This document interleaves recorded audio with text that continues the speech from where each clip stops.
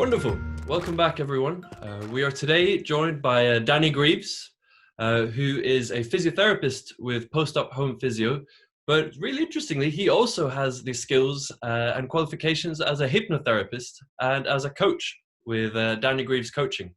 And he's actually very recently published a book titled The 6 Steps to Self-Confidence, and has a lot of experience of working particularly around orthopedic surgery and the emotional challenges of having chronic arthritic pain, getting ready for surgery, and recovering from hip and knee replacements. So a really interesting angle and a new set of thoughts and perspectives to add to what we're doing here with the Joint School app and these Joint School live videos. So thanks very much for joining us, Danny.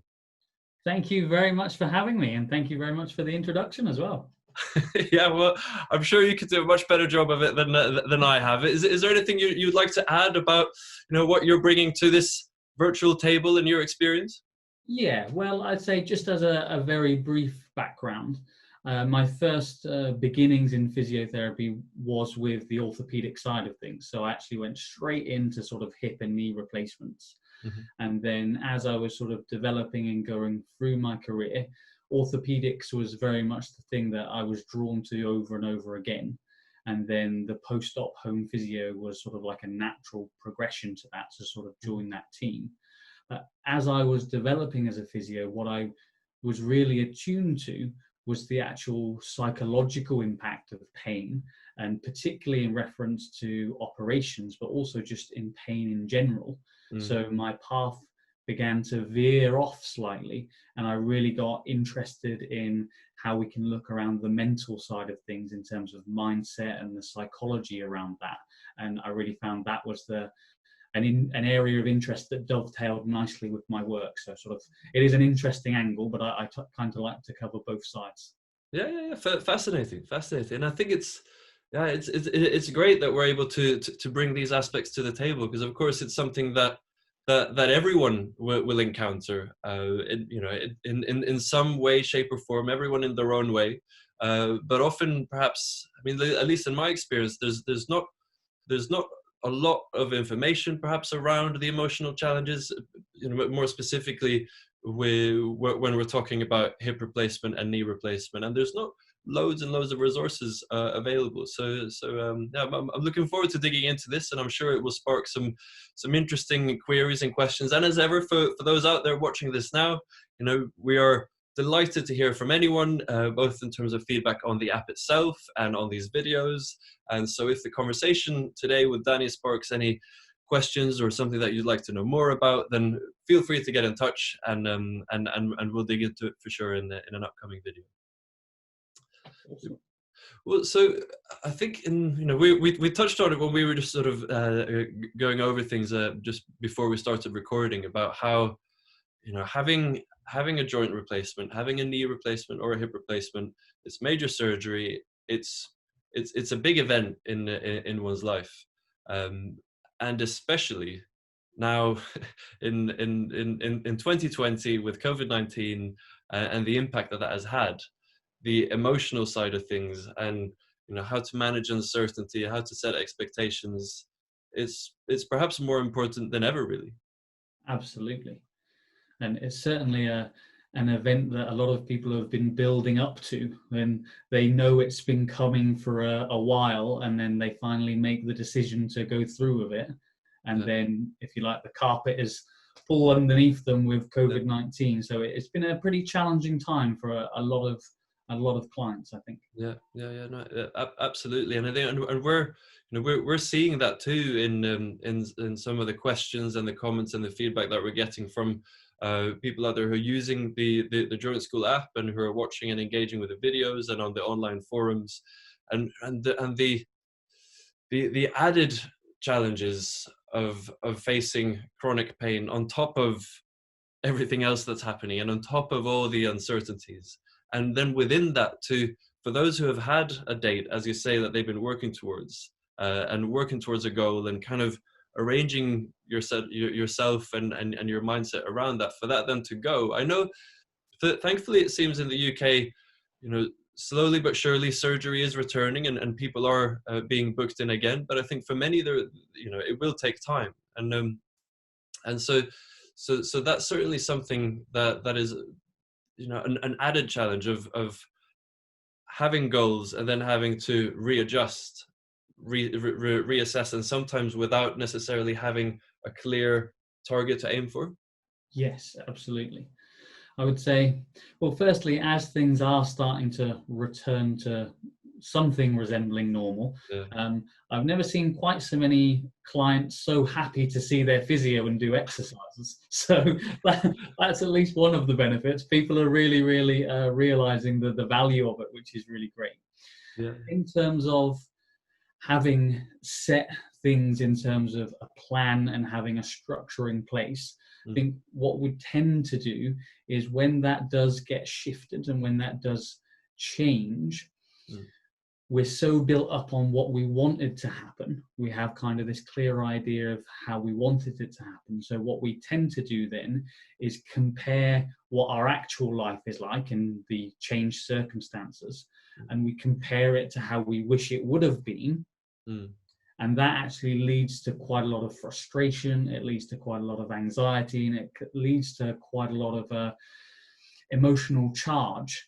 So in those type of circumstances, and people in all different fields are trying to deal with it as best they can. But I would certainly recommend focusing on what are the benefits of having this extra time. So if we can reframe it slightly, because yes, there are drawbacks, there are disappointments, there are certainly negative aspects to having it rearranged. But if we can move our focus to what are the benefits of it, so it gives us more time to prepare, we can build up strength pre-op, we can get more well informed, we can watch more videos such as your guys' quality content, and all of these things can actually help us feel more certain when it does come round, rather than doing that comparison, which is only going to be unhelpful. Yeah. So that's really interesting. So trying to focus on the opportunities within these challenges and reframe things around that. So we're not saying that there aren't negatives. So we're not trying to just only focus on the positives. Just trying to bring a bit of balance to it so we can feel a little bit more comfortable. Yeah. And of course, I mean, we could speak at length and do a whole separate session on the benefits of prehabilitation and and exercise and building up muscle and flexibility before both knee and hip replacement surgery. Yes. Yeah. Okay, well, so if we peel things back then a little bit to sort of what would be the typical, in quote unquote normal circumstances, what would be the typical emotional challenges as you encounter it with your clients around joint replacement surgery? So I would say that generally there are three main parts of it and then one that results from it. Okay. So the three main emotions that tend to come up are anxiety, stress, and fear. And these three, very often they're interchanged, they contribute to one another, but usually people will describe it as anxiety, stress, or fear. And then if we think about, regardless of which one of those it is, the result of that tends to be a lack of confidence. So a lack of feeling sure and feeling certain about how things are going to go and what the outcome are going to be. So they come as like a group of four, and everyone will experience them a little bit differently, but that's generally how they come across most commonly. Okay, interesting.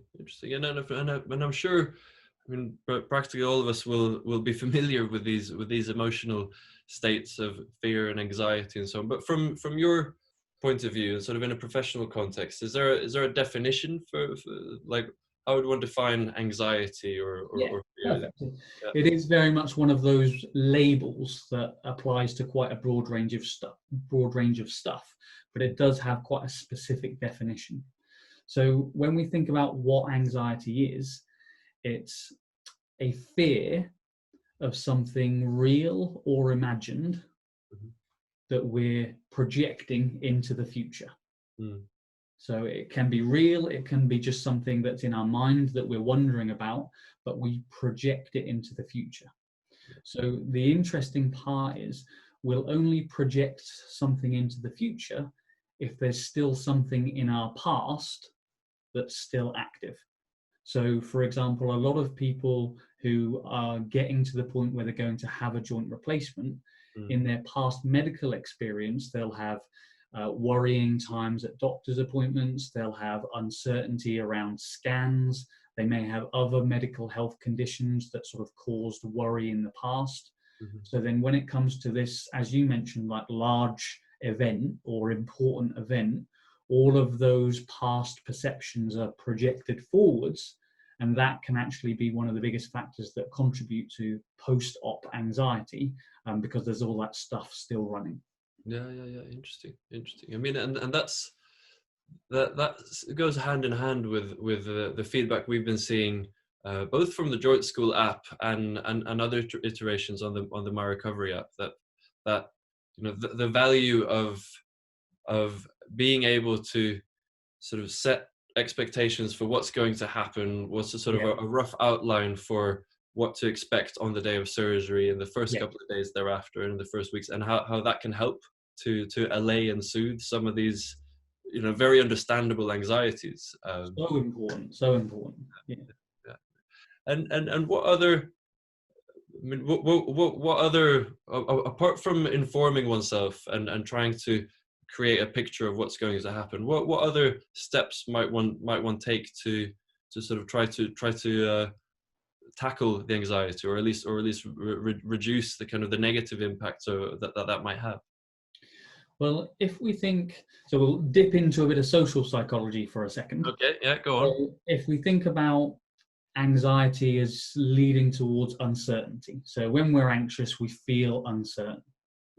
So then we're looking at what are the types of things that we can do to help us feel more certain. So what the research shows is there are generally two different components that will help give us more certainty. And those are interacting or communicating with someone in authority. So whether that's speaking with someone as part of the app in terms of myrecovery, or getting the information from someone who knows what they're talking about in terms of doctors and any point of the medical team. So when we interact with authority, that helps reassure us. So whereby when you're going into doing journaling or you're interacting with someone who has been there and has the experience, that gives us more certainty. And the other side of it is social proof. So what are other people who are in a similar situation to me, how are they managing?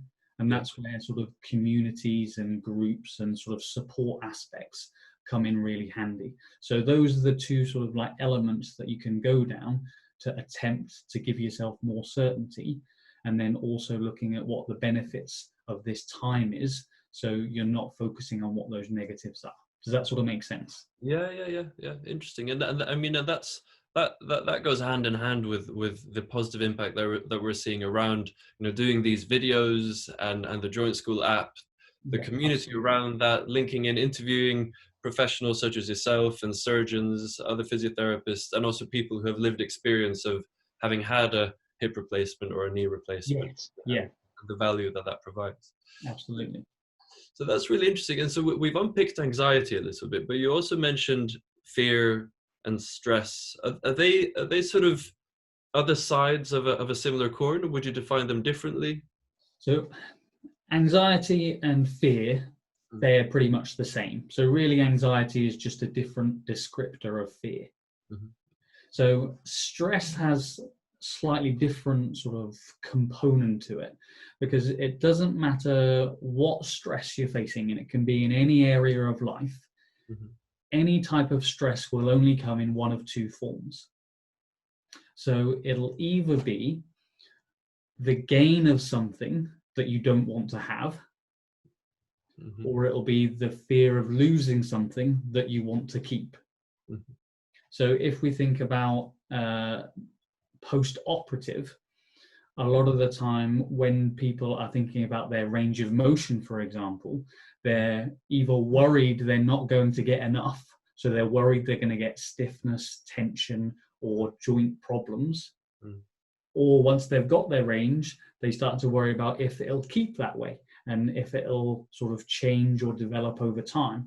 So anything can be either worrying about the thing that we don't want, Yeah. or getting the thing that we don't want as well. So it'll either go into one of those two camps. Okay, that's interesting. That's interesting. So it's quite helpful to think about when you're feeling stressed, to get specific in terms of what it actually is that you're feeling stressed over, and that itself can just give you a little bit more information and can help you be a little bit more informed. Yeah. Okay, interesting. Something that we've touched on a couple of times, both in conversations with surgeons and also with physiotherapists, is this idea of there being kind of good and bad pain, although which can be quite difficult and understandably confusing concept at times, which we won't dig into again here. But is there perhaps an element of there being good and bad stress in the same way? Absolutely, yeah. So Hans Sale, who's the chap endocrinologist who initially came up with it, we can really think about it as distress, which is that sort of negative component, or we can think about eustress, which is that wellness promoting component. Okay. So when they're going through rehab, when they're doing their recovery stages and they're experiencing that good pain, if you like, we can call that more eustress because they're being challenged, they're doing exercises, they're actually helping their system rather than distressing it. So absolutely, it's just making sure that the individual undergoing it has that perception of good or bad pain, if you like, so they know what to expect.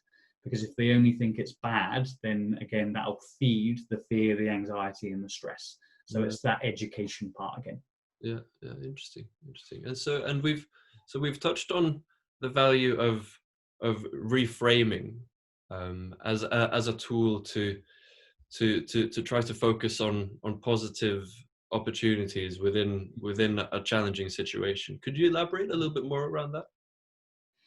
So from our perspective, when we're involved in a situation that we're labeling as negative or challenging, we tend to tunnel our focus a little bit. So if we're labeling it as being problematic or bad, what tends to happen is we become very conscious of the problem, and we tend to become unconscious or unaware of those possible opportunities and solutions. So when we channel so much, because we'll get what we focus on, when we're focusing on those problems, they tend to feel bigger. So those problems expand and feel even more inclusive, whereas that other side is there, but we need to know the questions to ask and the angles to look at it in order to bring them both in. So it's just having the knowledge that we have a tendency to do that. So we want to open things up a little bit, to loosen things up a little bit. Okay. And so what would you say to someone who came to you and said, Danny, I'm struggling a bit with chronic pain with my situation. Had a date for surgery. That's now no longer the case. Seems like maybe I'll be able to have the operation again at some point over the coming months, or at least a year, depending on what the situation might be. What kind of how would you approach supporting an individual in that kind of situation? Okay, so first of all, we need to try and chunk things down a little bit. So when things are nebulous, if you like, so I'm struggling, when it's just broad and general, it's really, really difficult to transform it.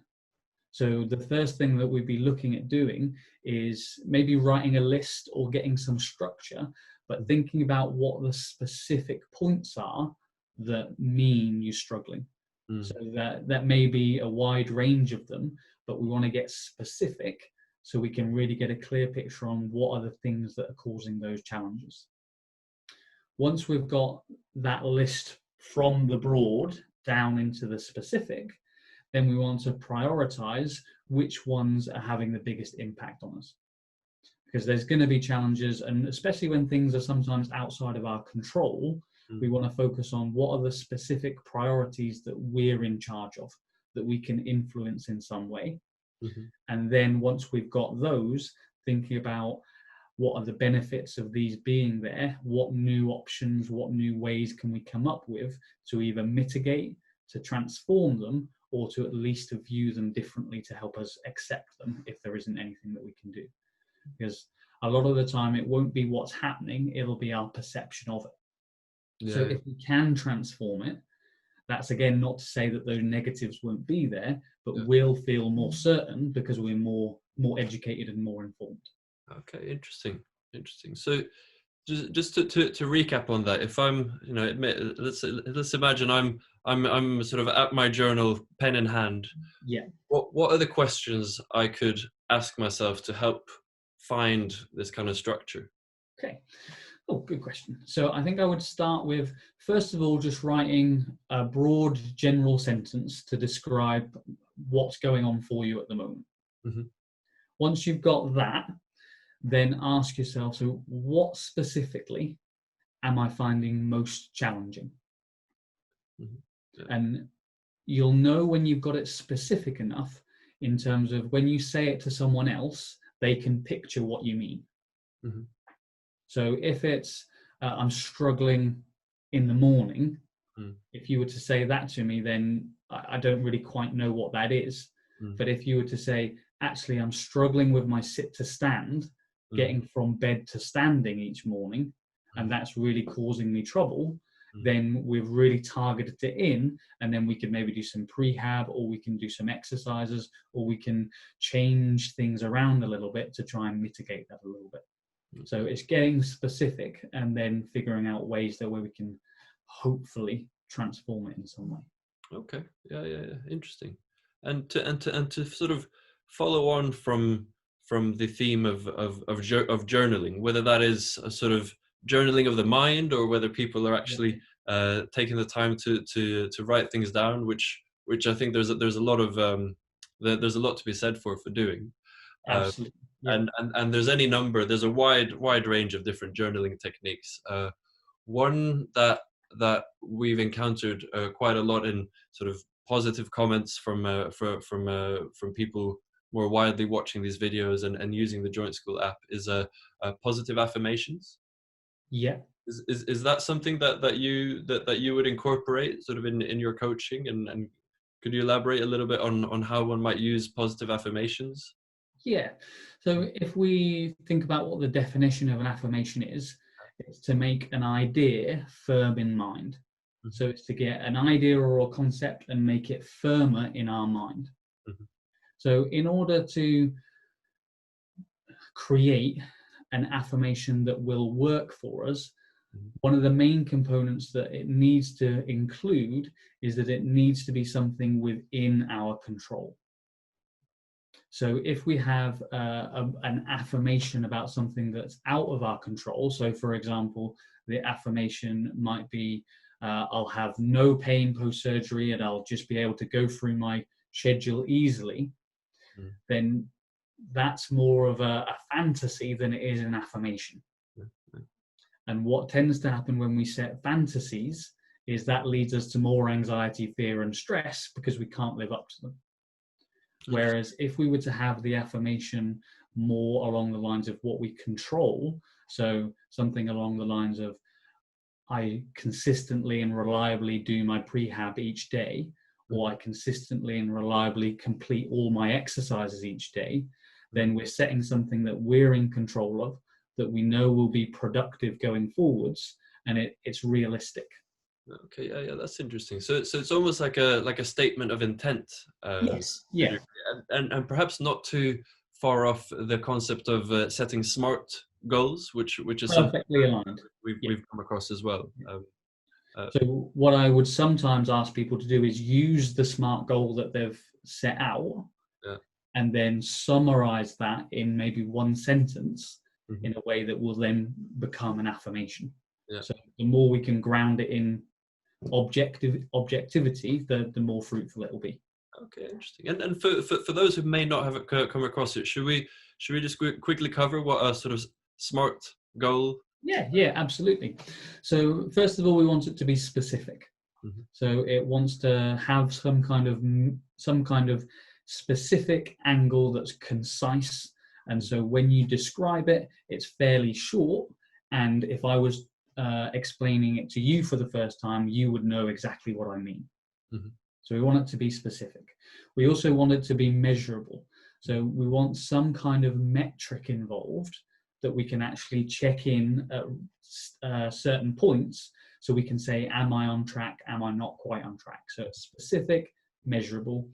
The A we can use in a couple of ways. So we want it to be achievable, Mm-hmm. but also we want it to be aligned with what's important to us.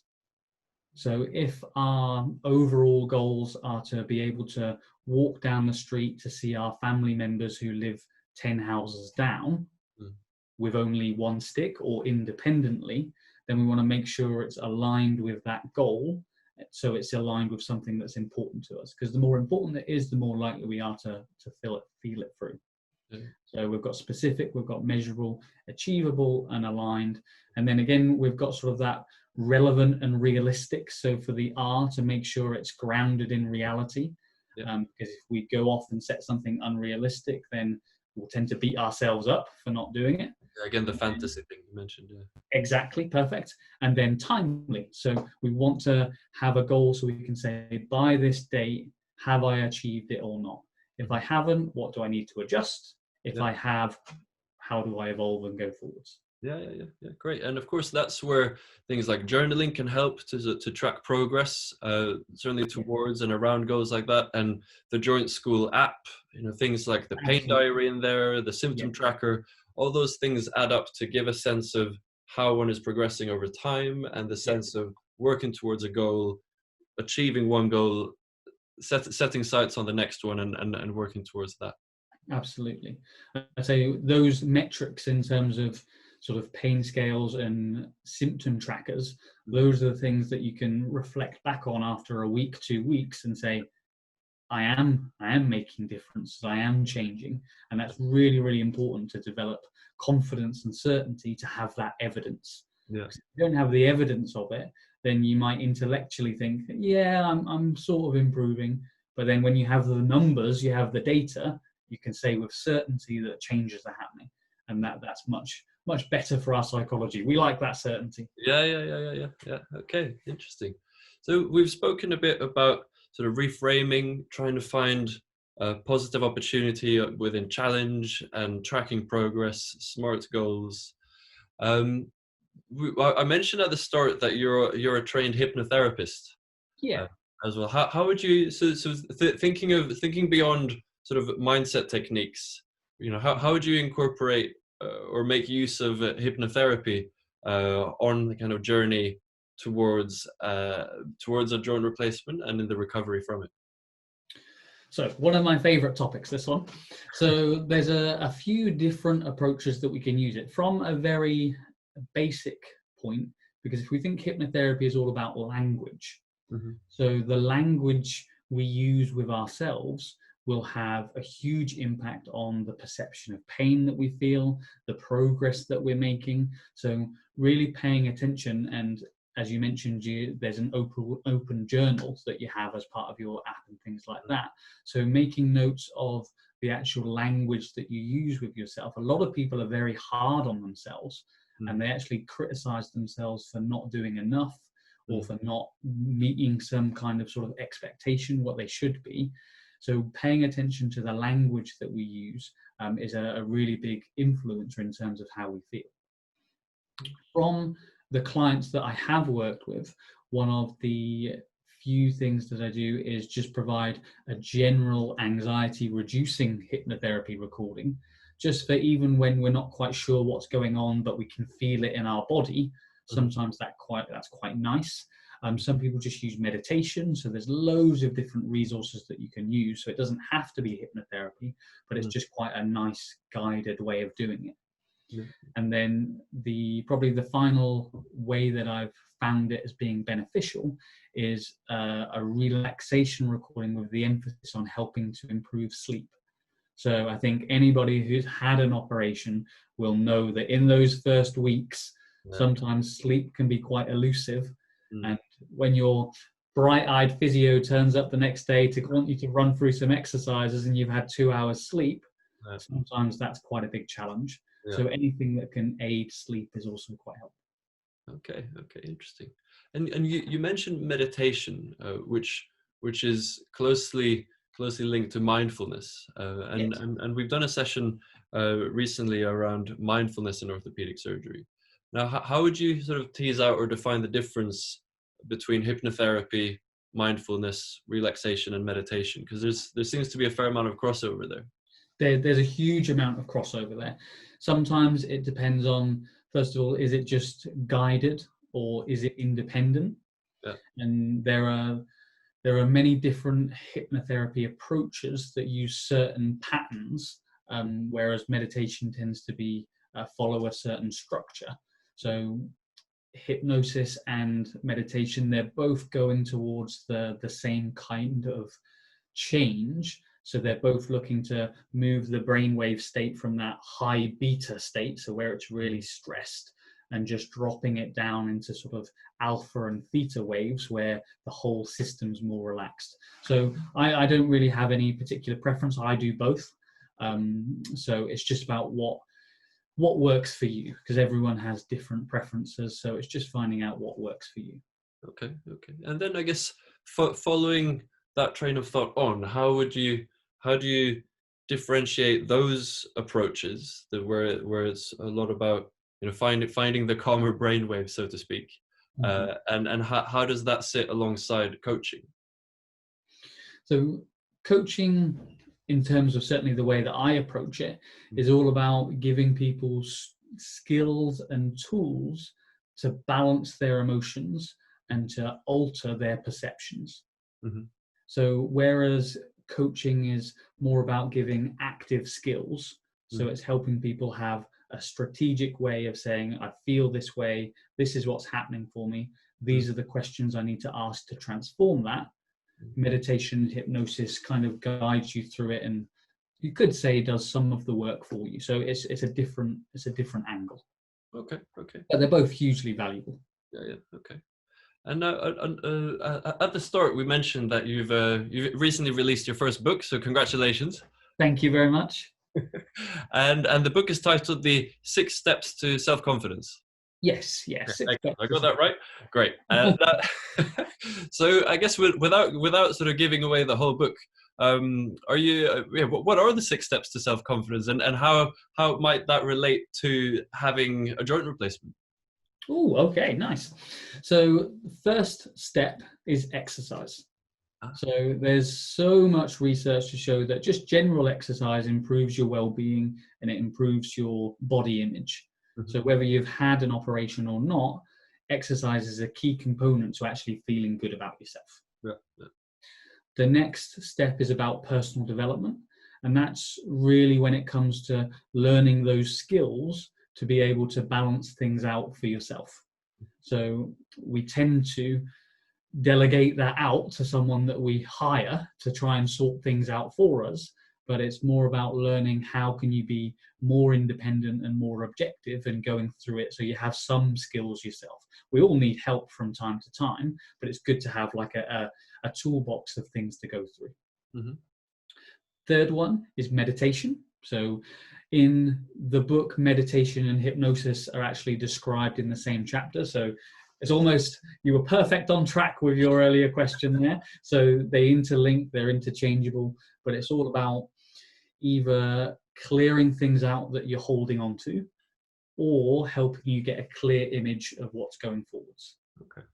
So that takes us through to meditation. Then we move on to step 4, which again fits in really nicely with your approach. So it's journaling. So it's finding a way to get thoughts down on paper, to measure the metrics, to have things that you can sort of judge and reflect and look back on. Yeah. Yeah. And I may as well share this now. So one of the techniques that I help people with the book, and this is just for anyone struggling with confidence issues, is what I call the physio method. Okay.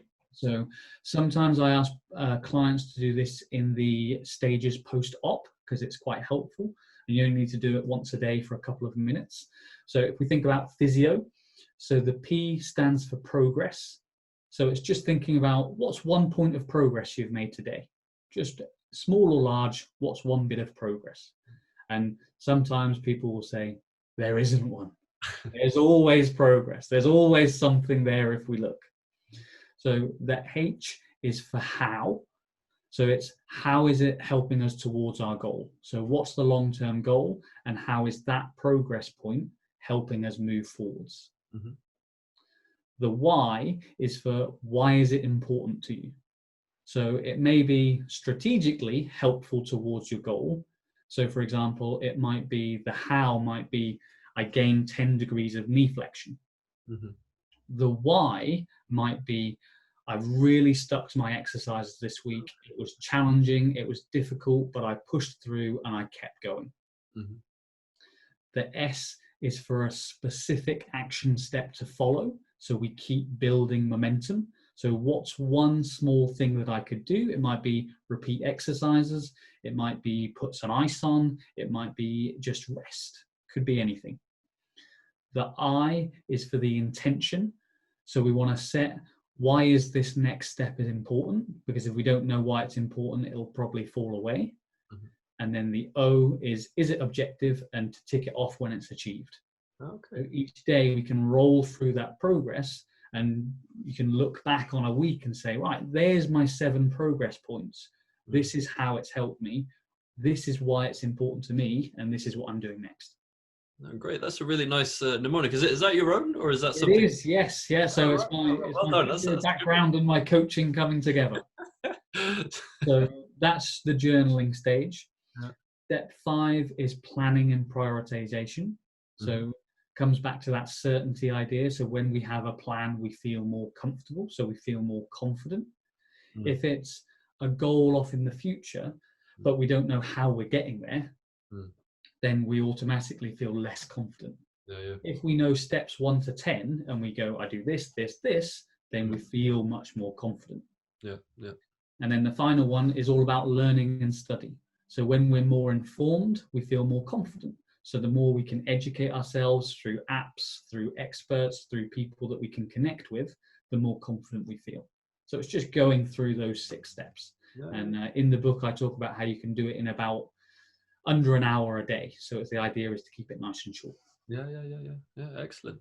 Well, I mean, there's so many things there that kind of go hand in hand, really, with what we're working towards here with these videos, Absolutely. With the app, and so on. So that's really helpful. And the physio mnemonic is a really nice one as well within that. Yeah. Interesting. Okay. Well, I mean, we've really covered quite a lot of ground here in terms of techniques and reframing. I mean, is there anything that you would like to add in particular as we're approaching towards the end of the interview and signing things off? But maybe, I mean, we've already you're giving us the physio mnemonic and the 6 steps, which is already quite a lot to take away from this. Some really useful tools. But is there anything else that you want to add? And there's one idea that I learned about in another book that I think helps people during their rehab. Okay. So it was actually from a book by James Clear about forming habits. Okay. And he describes something called the period of latent potential, which sounds lovely. And what it actually means is sometimes you can keep doing the right thing day after day, and it doesn't seem like much is changing. If you keep doing them, all of a sudden one day it'll just shift. Yeah. And I can't remember how many times I've gone to see a client just on one day and they just go, something changed last night. Yeah. It's freer, it's easier, I can do things more. So for anyone in that period, just keep doing the things that you're doing, keep up with the app, keep up with sort of the videos, and it will change. So that's just an idea that I thought would be a nice sign off.